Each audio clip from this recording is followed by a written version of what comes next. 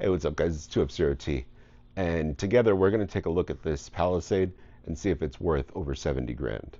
So if you're new to the channel, my name is 2F0T, stands for 2 fingers and 0 toes, and I like to make videos about tech, cars, and other tips and tools that I've adapted in my life to make my life easier.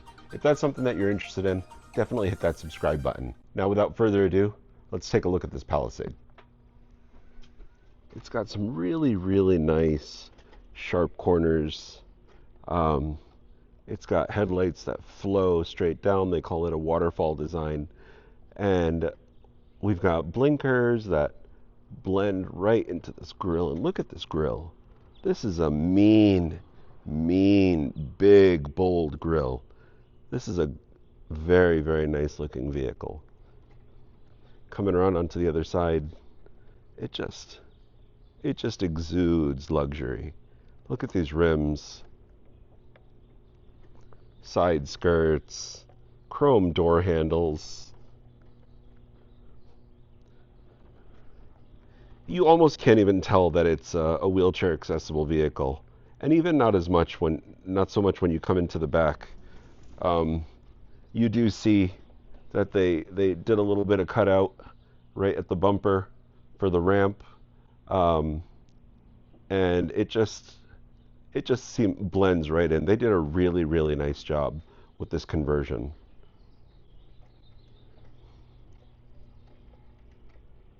Coming around onto the other side, it's just a nice, big, bold vehicle, and I love looking at it. I love being outside of it. I love being inside.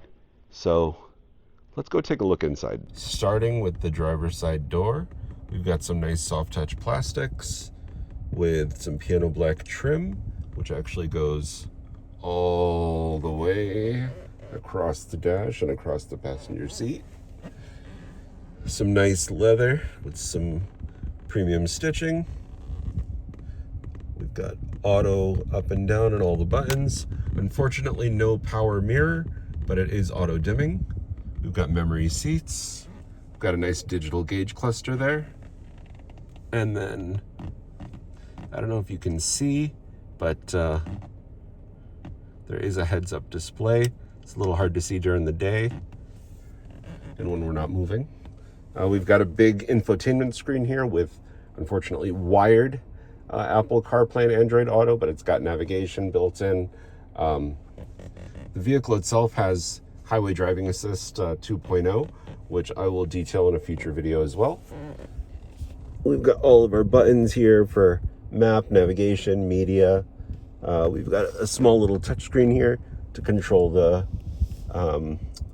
HVAC system. We've got our gear selectors, which are all push button, auto hold. We've got our heated seat and ventilated seat and heated wheel buttons. We've got a little storage compartment here with a wireless charging pad. And then as we raise our gaze a little bit, we've got our digital mirror, which I really like because looking in the back, we don't really have much visibility with the wheelchair there. We have a suede Alcantara headliner with a sunroof in the front and another one in the back. So the driver's seat is really a comfortable place to be. As I mentioned earlier, it's got heated, ventilated seats, just like the passenger and the other seats. The passenger seat has power. I think it's 8-way power. Driver's seat has 12-way power, but I've also got massage, so it makes road trips really nice.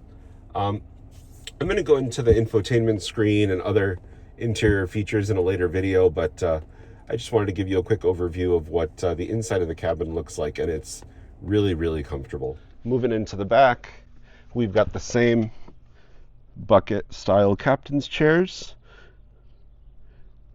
which are also heated and ventilated, which is a class first feature. I added this little console here to give a little bit more storage space and, you know, create a little spot for someone to sit on it for if we're ever in a pinch. And that's where my wheelchair sits, right there in the back. So to move the second row seat, there's this little button right here. We just press that, and that folds the seat forward a little bit. As you can see, one of the drawbacks to getting a half-cut conversion is that the trunk basically starts right there behind the wheelchair, and it ends at the ramp. So there isn't that much room for anything in the trunk other than what I have is a large wheelchair. Excuse me, give me a second. There's a plane flying overhead. I'll take a second to show you the second row a little bit more.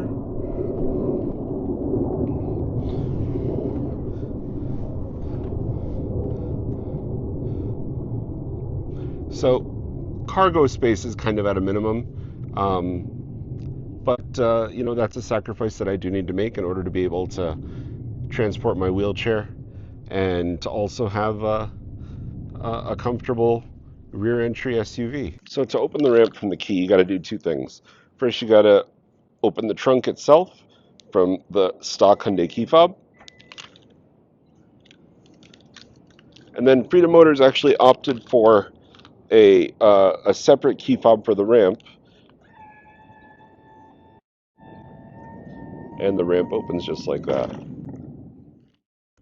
I had Freedom Motors add an additional button to open and close the ramp so that in case I don't have my key out, I can just pull my wheelchair out of the truck, step up here, reach in,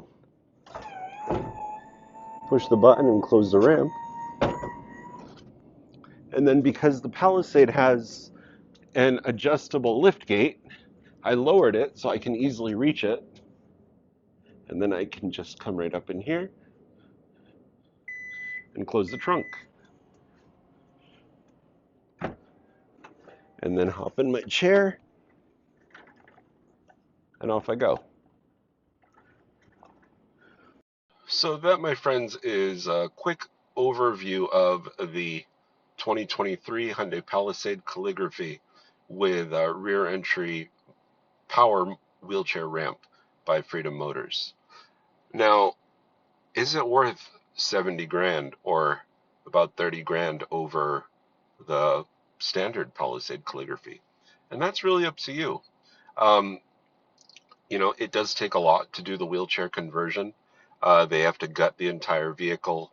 They have to cut out the floor for the ramp. They have to put the ramp in. They have to put everything back together and make it look nice on the outside, which I think they did.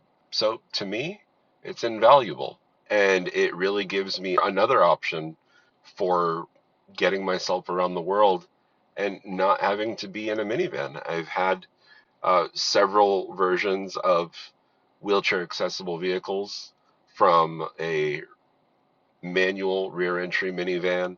I've had an automatic side entry, and they're all vans and they're all great for what they do. But ultimately, I feel like where I'm at in my life and for my family, I think an SUV that looks like this and that gives me this functionality and has these creature comforts is exactly where I want to be.